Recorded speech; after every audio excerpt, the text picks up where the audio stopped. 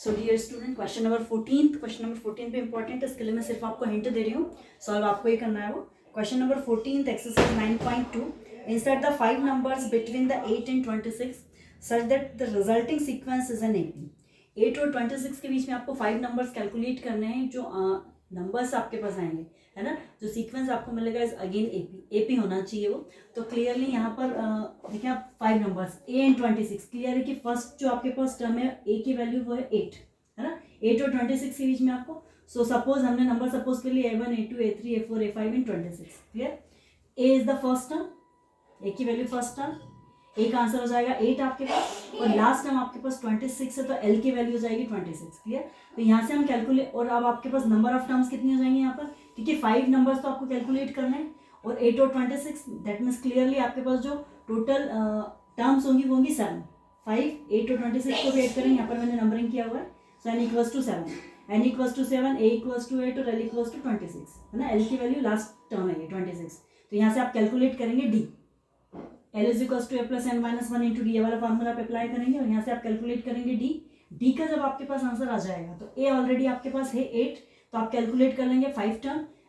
जो 8 आपके पास आ रहा है वो तो ऑलरेडी a है ही आपके पास,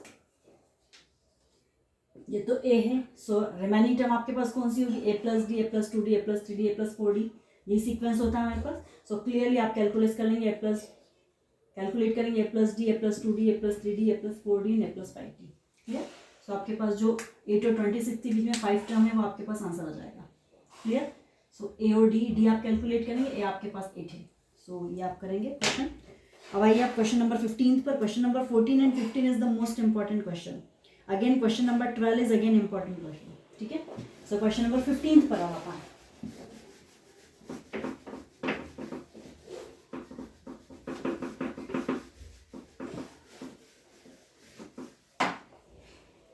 क्वेश्चन नंबर 15 है a to the power n upon, यहाँ पर आपके पास दिए गए a to the power n plus b to the power n, a to the power n minus 1 and b to the plus b to the power n minus 1 is the am between a plus b, then find the value of m। am का meaning है arithmetical mean, है ना। Arithmetical mean क्या होता है, am is the arithmetical mean. Mean का meaning होता है sum of all the terms and divided by the number of the terms, है ना। मीन हमने कैलकुलेट किया स्टैटिस्टिक्स में, स्टैटिस्टिक्स का जैसे 5 टर्म्स का मीन आपको कैलकुलेट करना है, तो 5 टर्म्स को हम ऐड कर देते हैं divided by 5।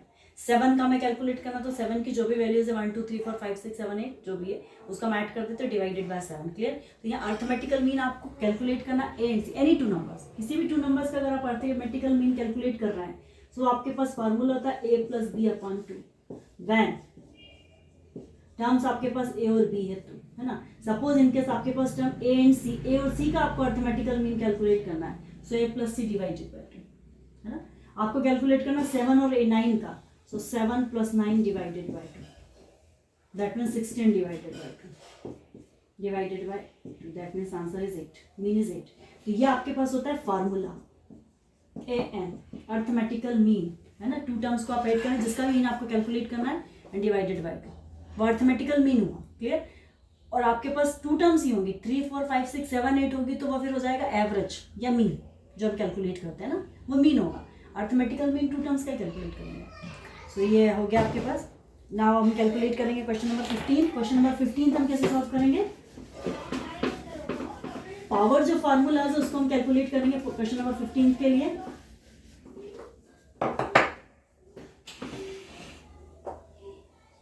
Question number 15,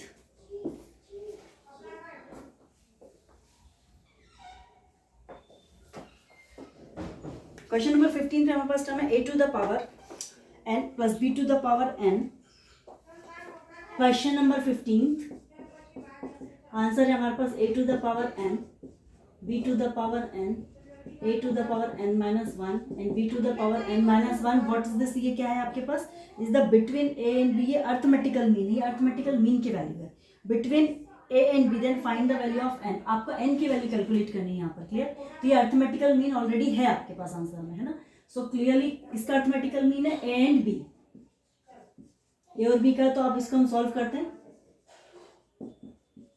a और b का अर्थमेटिकल मीन है, या इसको आप ऐसा शो कर सकते हैं am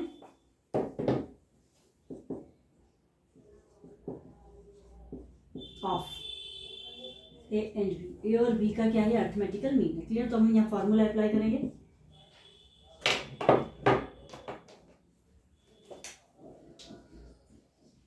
A to the power N, B to the power N, A to the power N minus one, B to the power N minus one, this is the arithmetical mean. किसके equal होगा ये, arithmetical mean के फॉर्मूले के equal होगा।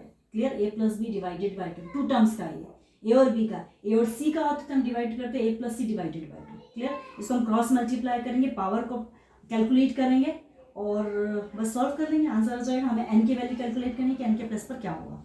Clear. सो हम इसको करते हैं क्रॉस मल्टीप्लाई।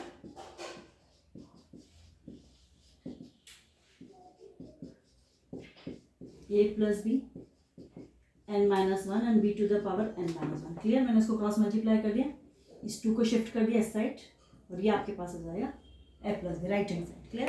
इसको अब आप कैलकुलेट कर लीजिए।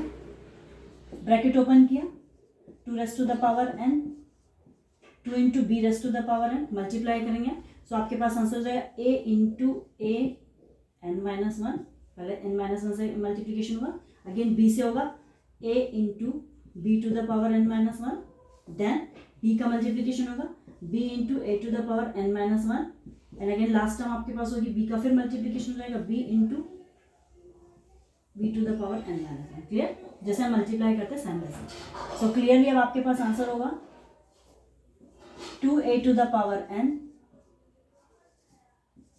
To B to the power N, यहाँ पर A to the power one N N.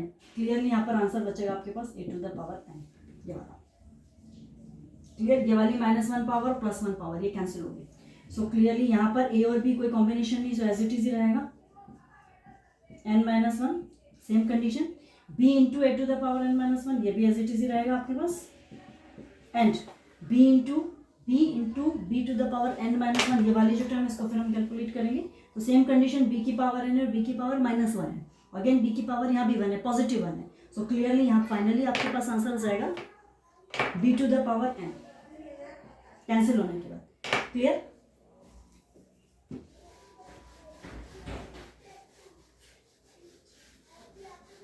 And now अब क्या करेंगे, अब ये जो टर्म्स आपके पास आ रही है इसको हम शिफ्ट कर सकते हैं।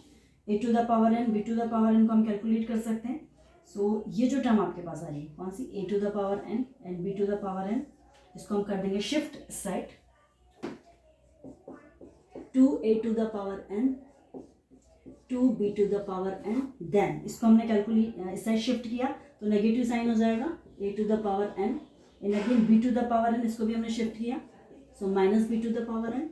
रिमेनिंग टर्म हमारे पास कौन सी बची है, रिमेनिंग हमारे पास है A B to the power N minus one and B A to the power N minus one. Clear. Two में से इसको कैलकुलेट किया, सो वन, ओनली वन, एक टर्म बचेगी हमारे पास, two A to the power N minus A to the power N plus two B to the power N and minus B to the power N. Clear. इसको हमने calculate कर लिया। अब यहाँ से हम क्या कैलकुलेट कर सकते हैं, कुछ कर सकते हैं क्या, नहीं। सो हमें सॉल्व करना ही पड़ेगा इसके लिए। Again a B to the power N minus one and B A to the power N minus one. Clear. So what, अब हम क्या कर सकते हैं इसके लिए, पावर सेपरेट हो सकती हैं और हम कैलकुलेट कर सकते हैं। हम इसको सेपरेट करते हैं। Clear. A to the power N plus B to the power N is equals to A B to the power N B to the power minus one, मैंने दोनों को सेपरेट कर दिया है, and B A to the power N A to the power minus one. Clear. So इस term को भी हम इस साइड शिफ्ट कर दें, फाइनली हमारा आंसर आ जाएगा यहाँ पर शिफ्ट करने के बाद।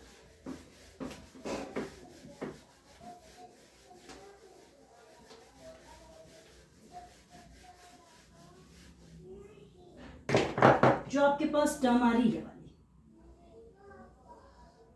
B to the power N and B to the power N, यहाँ से हमें कॉमन लेना पड़ेगी टर्म। क्लियर।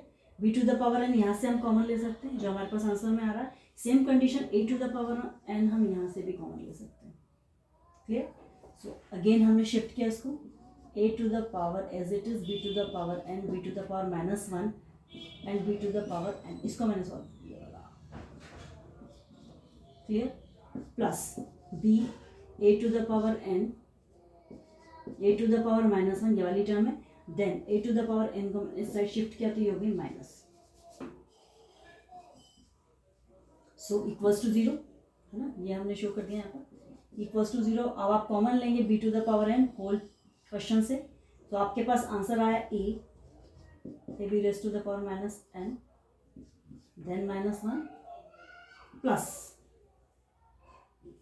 सेम कंडीशन यहाँ से हमने कॉमन लिया A to the power of N, so again हमारे पास आंसर है B A to the power minus one and one equals to zero. इसको हम साइड शिफ्ट कर सकते हैं,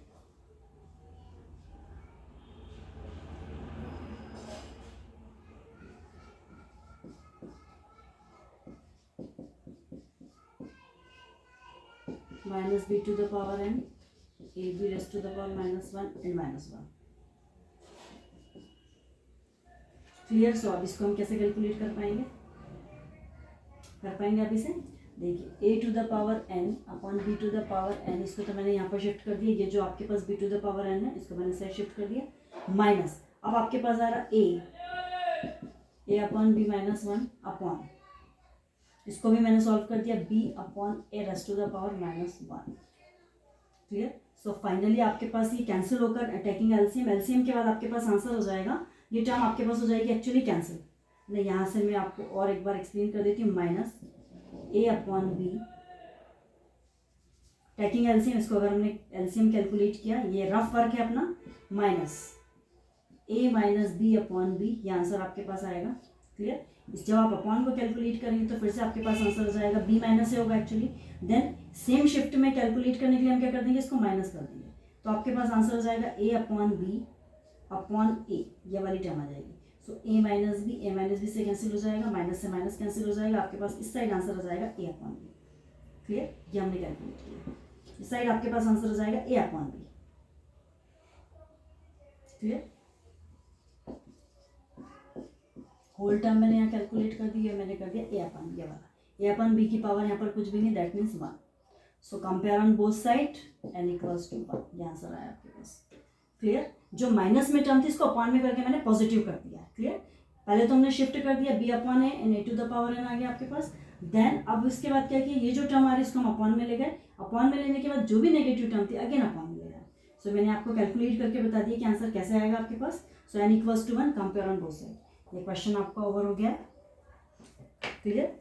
सो इम्पॉर्टेंट क्वेश्चन नंबर 17 और 18, question number 17 on your homework, question number 17 homework में आपके क्या है, a man is starts the repaying a loan of the first instalment of ₹100 if the increases the instalment by the ₹5 every month, what amount he will pay in the 30th instalment, मतलब किसी person ने loan लिया और वो repaying मतलब उसे पे कर रहा है, तो पे करने में उसने कहा कि ₹100 इन द इंक्रीजेस इंस्टॉलमेंट जो ₹100 की 100 रुपीज़ की इंस्टॉलमेंट जा रही है, और हर महीने क्या हो रहा है 5 एवरी मंथ, और हर महीने जो इंस्टॉलमेंट किससे ऐड होती जा रही है, 5 से ऐड होती जा रही है, मतलब हो सकता है फर्स्ट मंथ उसने 100 पे किया हो, सेकेंड मंथ 105 किया हो, थर्ड मंथ 110 किया हो, है ना, 5 जो है वो इंक्रीज होते जा रहे हैं, क्लियर।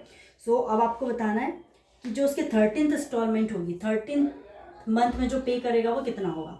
सो क्लियरली आपके लिए होमवर्क है, ए की वैल्यू आपके पास हो जाएगी 100, क्लियर, ए की वैल्यू हो जाएगी आपके पास 100, डी की वैल्यू आपके पास हो जाएगी 5, है ना। कैसे करेंगे आप इस क्वेश्चन को, आप ऐसा कर सकते हैं, ये ओनली होमवर्क रहेगा आपके लिए,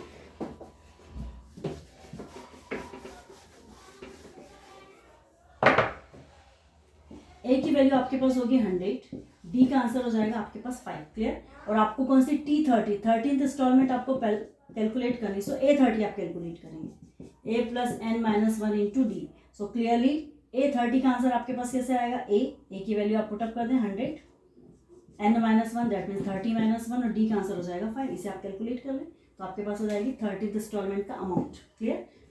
अब बचा ही कुछ नहीं इस क्वेश्चन में, बस आपको कैलकुलेट ही करना है, सो करेंगे आप ये। Next question number 18, question number 18 is the important question, ये मैं आपको बता रही हूँ क्वेश्चन नंबर 18, और नेक्स्ट वीडियो में हम लोग सॉल्व करते हैं इसको, क्वेश्चन नंबर 18 को, क्लियर।